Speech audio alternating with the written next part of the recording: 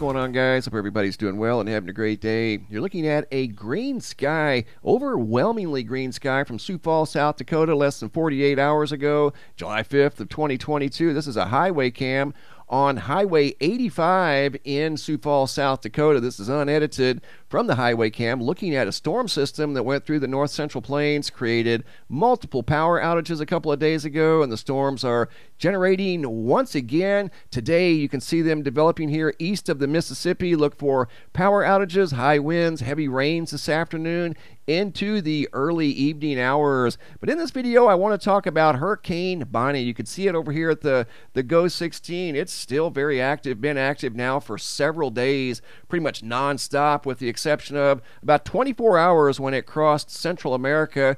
Then it regained momentum, became a Category 3 storm briefly over here, traveling thousands of miles. It reminded me of Hurricane Irma back in 2017. The storm formed over here just about 200 miles east of Venezuela, north of the equator at around the 11-degree north latitude, which was a rare place for a hurricane to develop. But when I took the screen grab, the storm was right here, and it had traveled just over 4,000 miles. Irma, at its peak, traveled just over 4,000 miles, but Irma started over here off of the Western Sahara, right over here in this area, and made the 4,000-mile journey up through the Virgin Islands, and then ultimately making landfall in Florida. When you see these large sand plumes like we're looking at today coming off the west coast of Africa, hurricanes have a hard time forming in this type of environment. They like to reach up into the colder air, pulling down colder air and keeping things cool. That's what they are. They're heat-moving machines. That's what these things do just naturally. And what they normally do, they'll start out down here in the tropics, and then they'll ultimately move towards the polar regions of the Earth. Here's a map looking at 50 years worth of storms over here in the Atlantic Basin, and you can see the majority of these storms formed over here in the main development region off the coast of Africa. But these storms just simply cannot form under these types of weather conditions. But Bonnie managed to form right over here off the northern coast of South America, again traveling almost 5,000 miles by the time it's all said and done. And that was a very efficient hurricane. That's what hurricanes do. They move heat away from the tropics and spread it out up into the northern latitudes, ultimately making their way to the polar regions as tropical waves, or maybe even a tropical cyclone in a rare occurrence. But you can see how they're all pulled towards the north. Every single storm, with the exception of a few that made landfall here in the Gulf of Mexico and then very rapidly diminished into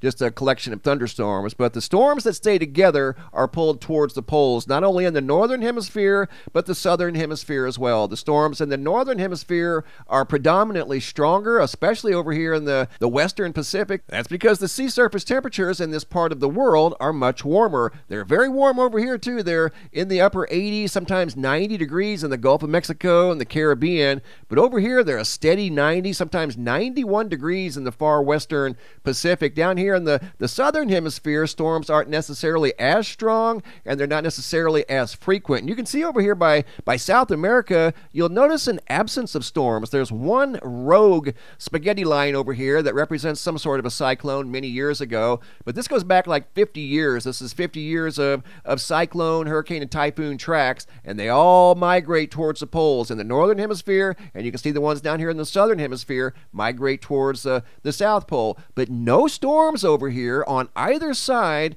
of South America for 1,000 miles in each direction. And that's because the sea surface temperature down here is not warm enough to generate a hurricane. The hurricanes like the warmer climates and the warmer waters, and they'll move those warmer temperatures towards the poles. There's no work for them to do down here, so they don't form down here. I have never seen a hurricane down here, not even one, in all the years that I've been following hurricanes, and it's because there's no work. They're not needed down here. Over here, you can see the waters are bright purple. That's where the warmest waters are on the globe, and you can see here the strongest hurricanes go to work over here, moving that heat towards the poles over here in this part of the world. So hurricanes are are very efficient. They're very strong over here in the Western Pacific, and we see strong hurricanes over here too in the Atlantic Basin. But when there's sand like this, they can't reach up into the higher parts of the sky where the cooler air is at. Hurricanes push down, and hurricanes in the northern hemisphere rotate counterclockwise, but they have to be able to reach up into the atmosphere, and then they can start rotating counterclockwise in the northern hemisphere. And the reason they do that in the northern hemisphere and clockwise in the southern hemisphere, it's an effect known as the Coriolis effect. The rotation of the Earth on its axis deflects the atmosphere towards the right in the northern hemisphere and towards the left in the southern hemisphere, resulting in a curved path. The deflection of the atmosphere sets up the complex global wind patterns, which drive surface ocean currents. This deflection is called the Coriolis effect. It is named after the French mathematician Gustave de Coriolis, who studied the transfer of energy in rotating systems like water wheels. And this storm here has been active for many days straight now. Started out in the Atlantic just north of South America and became a Category 3 storm over here in the Pacific Ocean just temporarily, but the storm is still very active right now as I do this video, and will be for a few more days. And by the time it's all said and done, it will have traveled over 5,400 miles.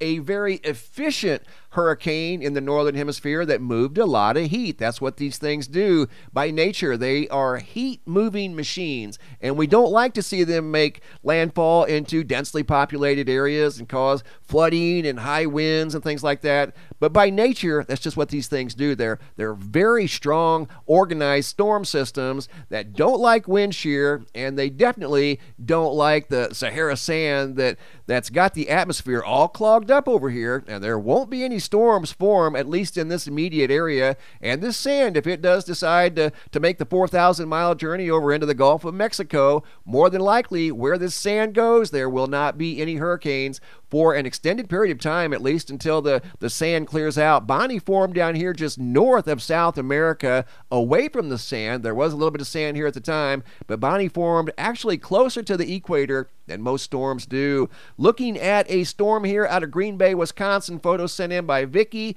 Look at the green sky there. This is unedited, exactly the way I received it. Ominous looking sky coming towards campers here at a campground in Green Bay, Wisconsin. Quick look at the Schumann resonance, and as you can see, there's been some activity here in the last 48 hours, and something showing up here in the graph on a 24-hour cycle. This energy right here and this energy right here both started at 1400 UTC and both ended at around 1900 UTC. So some sort of a pattern there showing up in the Schumann, origins unknown. Looking at the planetary K index over here at the Space Weather Prediction Center, you can see in the last 12 hours there was a geomagnetic storm that was not generated by a Earth-directed solar flare or CME. That was the side effect of the interplanetary magnetic field tilting south for an extended period of time, allowing solar wind to interact with the magnetic shields freely. When the IMF is tilted north, you'll have to have some sort of a Earth-directed solar flare in order to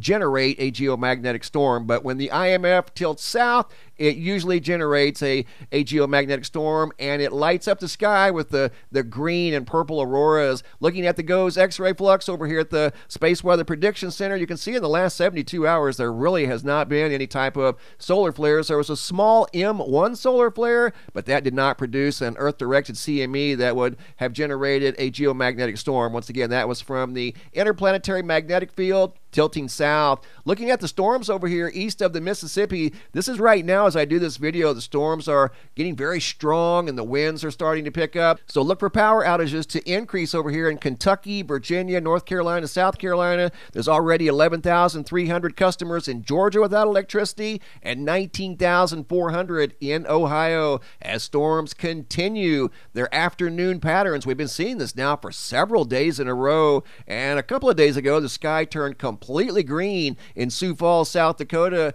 as storms were moving through the north central plains. If you guys have any photos you'd like to share, you can send those to reports at MrMBB333.com. Thanks for watching. Have a super day and be safe out there.